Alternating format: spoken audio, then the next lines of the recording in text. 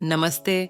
अब तक हमारे साथ बने रहने के लिए आप सबका धन्यवाद। तो चलिए बिना देरी किए आगे की समरी को कंटिन्यू करते हैं।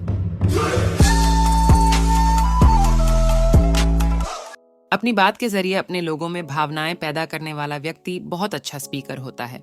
अब सवाल उठता है कि कैसे। तो आइए जानते हैं। इंसान हमेशा अपनी भावनाओं के आगे मजबूर हो जाता है। यही वह चीज है जो हमारी जिंदगी में रंग डालती है और इसे खूबसूरत बनाती है। अगर आप किसी तरह से अपने सुनने वालों के अंदर एक भावना पैदा कर सकें तो वे आपको बहुत पसंद करने लगेंगे। लोग इसीलिए कॉमेडी शो ज्यादा देखने जाते हैं और एक डॉक्यूमेंट्री कम देखते हैं, क्योंकि कॉमेडी एक भावना को पैदा करती है जिसे हम खुशी कहते हैं। सिर्फ यही नहीं, सेल्स में भी जब हम ग्राहक की भावनाओं पर ज्यादा ध्यान देते हैं तो हम अपने प्रोडक्ट को आसानी से बेच पाते हैं। लोग नया आईफोन इसलिए नहीं खरीदते क्योंकि वह अच्छा है। आईफोन ऐसा कोई भी फीचर नहीं देता जो सैमसंग या ओप्पो या वीवो नहीं देते। लेकिन अगर आपके सामने आईफोन और दूसरे स्मार्टफोन्स रख दिए जाएं, तो संभावना ज्यादा है कि आप आईफोन को चुनेंगे। क्यों?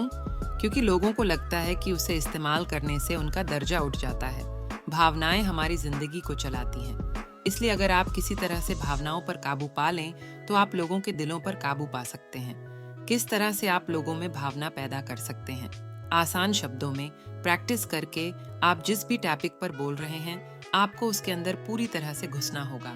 उसे अपनी आत्मा में बसा लीजिए और उसमें पूरी तरह से उतर जाइए। जब एक्टर्स अपने रोल की तैयारी करते हैं तो वे उसमें भावनाएं पैदा करने के लिए पूरी तरह से कैरेक्टर में उतर जाते हैं। शूटिंग से कुछ घंटे पहले से ही वे खुद को एक कमरे में बंद कर लेते हैं और सिर्फ एक सीन के लिए प्रैक्टिस करते रहते हैं। इस तरह से वे देखने वालों के अंदर भावनाएं पैदा कर पाते हैं और उनका दिल जीत पाते हैं। अगर आपको भी ऐसा करना है तो आपको भी अपने टॉपिक को अच्छे से तैयार करना होगा। बोलने के साथ ही आपको अपने गेस्चर पर भी ध्यान देना होगा। कहने का मतलब है कि बोलते वक्त अपने हाथ और अपने शरीर को अपनी स्पीच के हिसाब से हिलाना होगा। ये वो इशारे होते हैं जिसे देखकर लोग आपकी बात को अच्छे से समझ पाते हैं। इसमें माहिर बनने के लिए भी आपको प्रैक्टिस की जरूरत होगी। सबसे पहले तो इन्हें जबरदस्ती बाहर लाने की कोशिश मत कीजिए। गेस्चर आपके अंदर से अपने आप निकलने चाहिए, और अगर आप जबरदस्ती इसे बाहर निकालने की कोशिश करेंगे तो लोगों को तुरंत पता लग जाएगा कि वो नकली है। लेकिन इसका मतलब यह नहीं है कि आप उसे प्रैक्टिस नहीं कर सकते। गेस्चर को बेहतर बनाने के लिए आप उसे बार बार प्रैक्टिस कर सकते हैं। ये जरूरी नहीं है कि आप हर एक गेस्चर को एक ही तरीके से प्रैक्टिस करें और हर बार उसे उसी तरह से इस्तेमाल करें। कभी कभी ये संभव भी नहीं होता।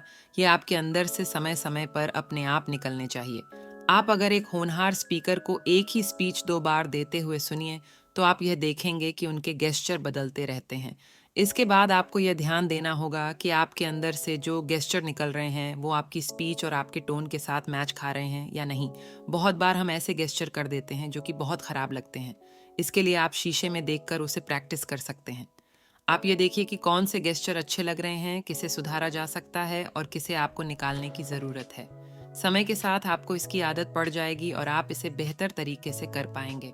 यहाँ पर सबसे ज़रूरी बात यह है कि वे गेस्चर आपके अंदर से प्राकृतिक रूप से निकलने चाहिए। नकली गेस्चर का इस्तेमाल करना बिल्कुल वैसा ही है जैसे अपने बगीचे के सूखे हुए पौधों को हरे रंग से रंग देना।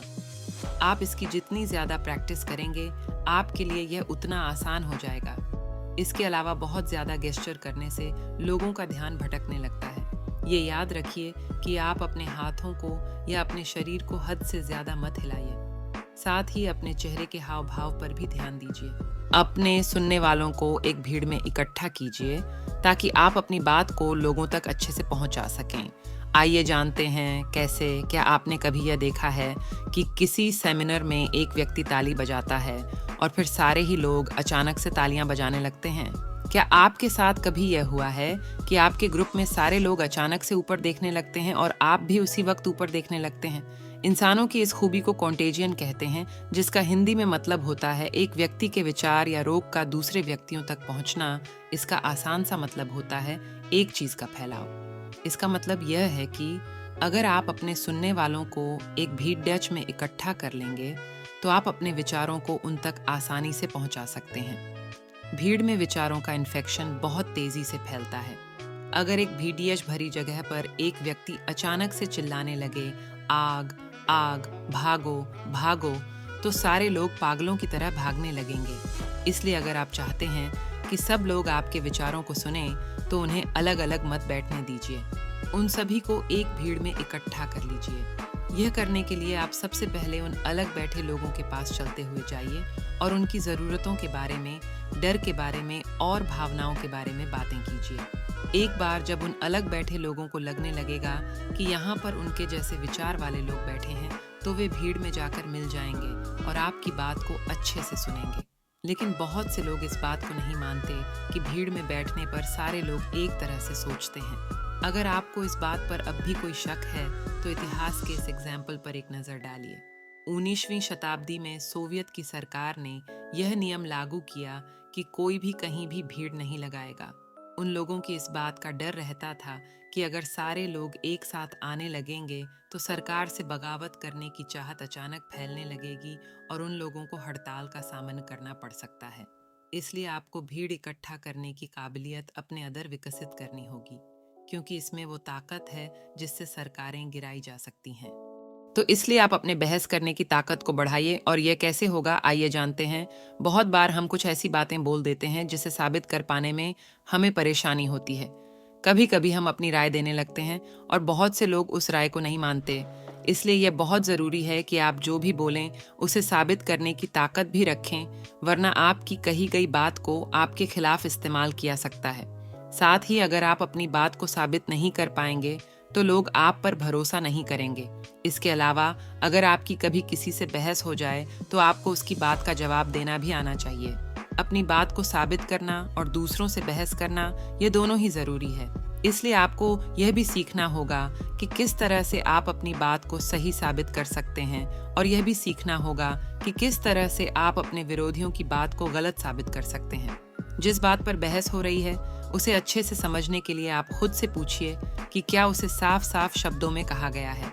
दूसरा सवाल खुद से यह पूछिए कि जो कुछ भी कहा गया है क्या उसे पूरी तरह से कहा गया है, क्या पूरी जानकारी दी गई है, कहीं उस जानकारी में कुछ कमी तो नहीं है। इसके बाद आप उस बात को साबित करने के सबूत पर ध्यान दीजिए।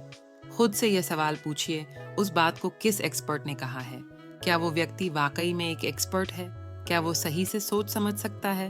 दूसरा सवाल ये पूछिए, क्या सारे फैक्ट्स पर ध्यान दिया जा रहा है, क्या वो सारे फैक्ट्स एक ही बात कह रहे हैं या अलग अलग, क्या वो सच में फैक्ट्स हैं या फिर किसी की राय है। इसके बाद बारी आती है यह समझने की कि उस बात के और कौन कौन से मतलब हो सकते हैं। जिन फैक्ट्स के आधार पर उस बात को कहा जा रहा है, कहीं उसका कुछ दूसरा मतलब तो नहीं निकल सकता।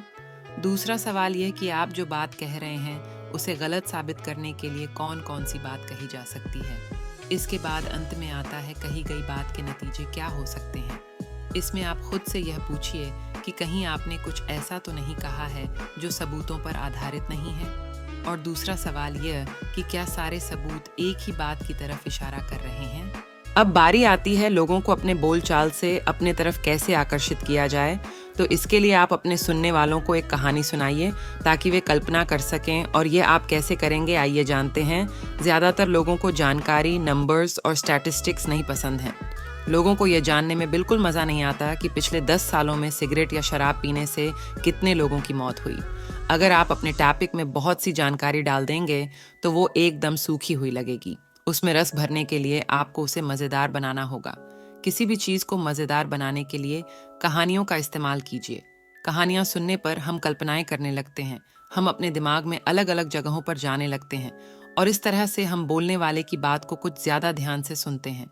इसलिए अगर आप अपनी उसी बात में एक शराबी की कहानी के जरिए लोगों को इससे होने वाले नुकसान के बारे में बताएंगे तो लोग उसे कुछ ज़्यादा अच्छे से सुनेंगे। आप उनसे बताइए कि किस तरह से वो व्यक्ति जो रोज़ शराब पीकर अपनी पत्नी से झगड़ा करता था, अपने बच्चों को मारता था। इस तरह की कहानियाँ लोगों की भावनाओं के साथ खेलती हैं और उन्हें आपसे चिपका कर रखती हैं। इसके बाद आप खुद भी अपनी कल्पना का इस्तेमाल कीजिए। अपनी स्पीच को तैयार करते वक्त ये कल्पना कीजिए कि आपके सामने बहुत से लोग आपको सुनने के लिए बैठे हैं और वे आपको सुन रहे हैं। ये सोचने की कोशिश कीजिए कि आप उनके सामने किस तरह से बोलेंगे और आपकी बात को सुनने के बाद उनके क्या हाव भाव होंगे। जब आप अपने दिमाग में अपने सुनने वालों को साफ साफ अपने सामने देखने लगें तो ये कल्पना कीजिए कि आप उनके सामने बोलने पर कौन से गेस्चर का इस्तेमाल करेंगे ये सोचिए कि उस गेस्चर का आपके सुनने वालों पर क्या असर होगा, किस तरह से आप अपने वाक्यों को कहेंगे। पब्लिक स्पीकिंग का काम भी एक कवि या लेखक के काम की तरह होता है। अगर आप अपनी बात के जरिए लोगों के दिमाग में चित्र बना सकते हैं तो आप भी एक अच्छे पब्लिक स्पीकर बन सकते हैं। माय डियर फ्रेंड्स, अगर आप लोगों को ये समरी अच्छी लगी हो तो प्लीज़ वीडियो को लाइक और चैनल को सब्सक्राइब कीजिए और अपने दोस्तों के साथ शेयर कीजिए। अगर मेरे एक्सप्लेनेशन में कुछ कमी रह गई हो या कुछ गलती हुई हो तो क्षमा कीजिए और कमेंट बॉक्स में अपना सुझाव ज़रूर दीजिए। धन्यवाद।